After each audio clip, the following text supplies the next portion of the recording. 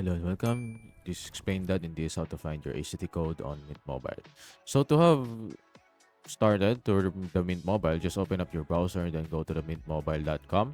You should be able to see there the how do I activate a Mint Mobile SIM card, and there should be a lot of instructions there. But in short, you can find your ACT code at the back of your SIM card or whenever you purchase the Mint Mobile itself, as well as the plan that you have or the receipt in your Mint Mobile carrier. You can also chat with the provided AI and they can also talk to it with a professional customer service expert.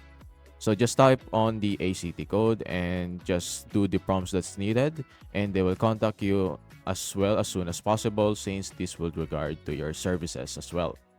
And just provide the details that you have, not the crucial one, but just enough. And that should be it. Just wait for their confirmation. That's about it.